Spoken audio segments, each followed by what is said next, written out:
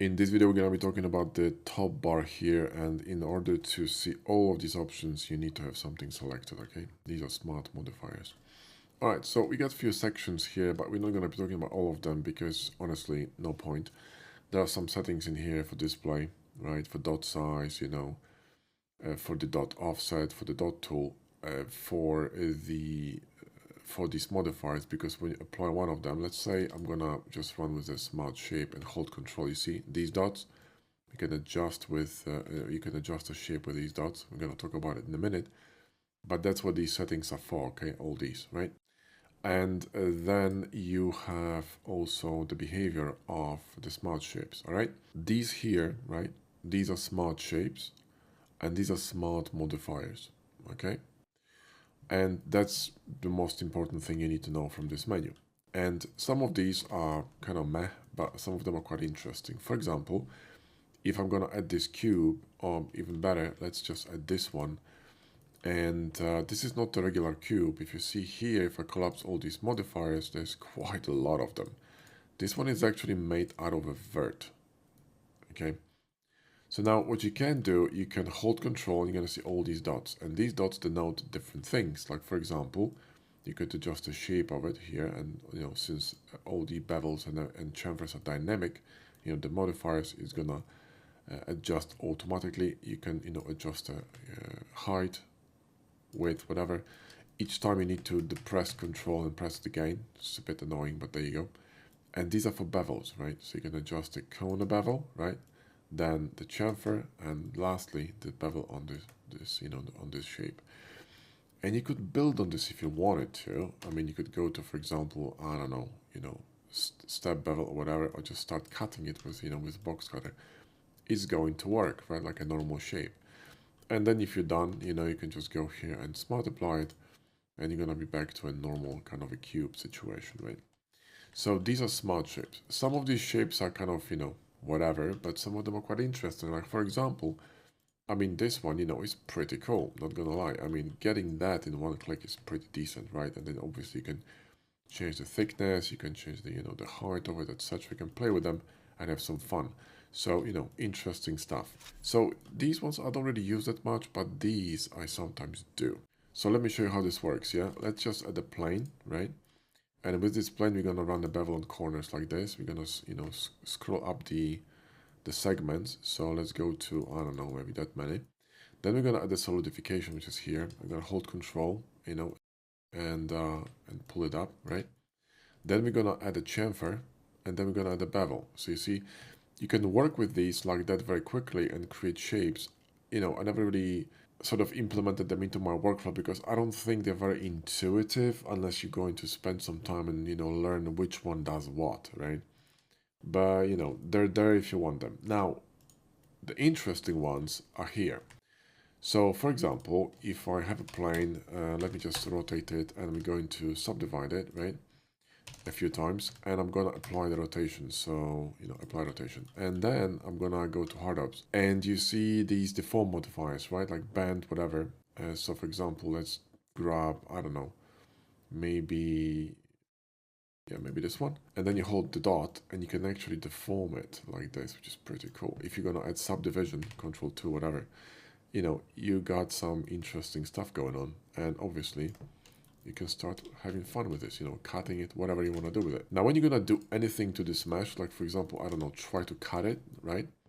The moment you try to do something, you're going to lose the dots. That's the problem, okay? So you're going to have to redo this. That's unfortunate, but that's how it works.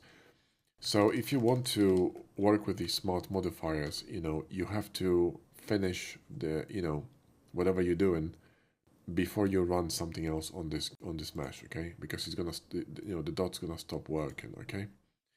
Obviously, you can always come back, right, and adjust things in here, but I'm just saying that's how it works. Now, the really cool ones are at the end, especially my favorite one is this one, okay, curve. You can't see it now, it's grayed out because we need to have a curve selected, but let me show you how it works. So if you have a bevel here, let's say, right, and you wanted to run a boolean on this cube like this, and you wanted to, for this boolean to array down the edge of this cube in vanilla Blender, I mean, good luck, okay? Without a psychiatrist, tough one. But here is quite easy with HardOPS. Grab this edge, and now instead of going to control click to rip the edge off, what we want to do is we want to run a pipe. Now we're going to press X and we're going to get a curve, right? You follow? So this one now, let me just select it, is a curve. So I can just extend it here, so it's going to be easier to select it.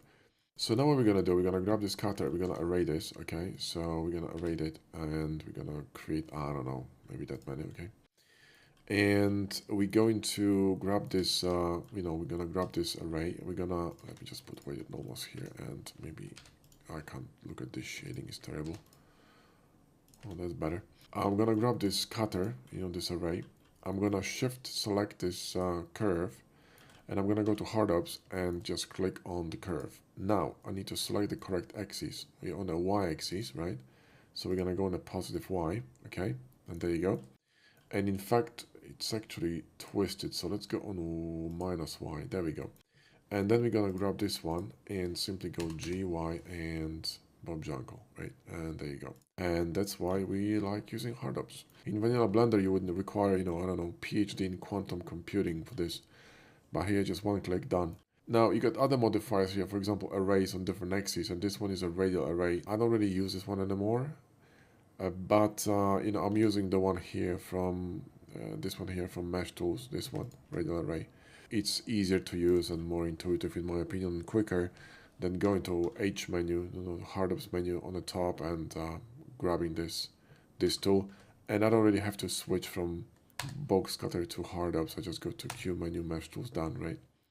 So this one is easier to use. But anyway, I wanted to show you this top menu because sometimes it's useful, and play with these shapes and the modifiers. You may find some interesting stuff in here, like for example there's a screw modifier which is way better than this spin bullshit. Remember this spin modifier I showed you? Jesus Christ. This one is also a smart modifier, right? So if you're gonna grab a plane and you're going to run a screw on it, you got the you got a dot, so you can do stuff like this, right? And have some fun, change the axis if you want to, and see what develops. Like for example, this one is not a bad idea, right?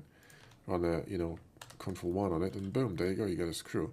So it's really easy, and you still got the option of moving it here, then obviously changing the bevel, right?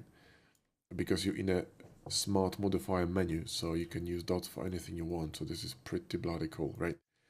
But remember, if you're gonna run anything on it like a cut or something, so if I'm gonna run a try run a cut on this, I'm gonna lose the dots, yeah? So you will lose the dots if you're gonna do that.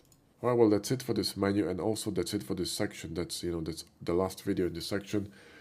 Now you know all the tools in HardOPS, box cutter, and all the menus that you really need. The rest is kind of like super advanced stuff, and we gonna discuss a few more things in the advanced section, like for example some of these options, because you might find them useful in some rare cases. But other than this, we discuss probably 95% of HardOPS and box cutters, so you know more than enough. And now you just need to practice, and we're gonna start with that in the next section. We're gonna be modeling something using these add-ons. So I'll see you in the next section.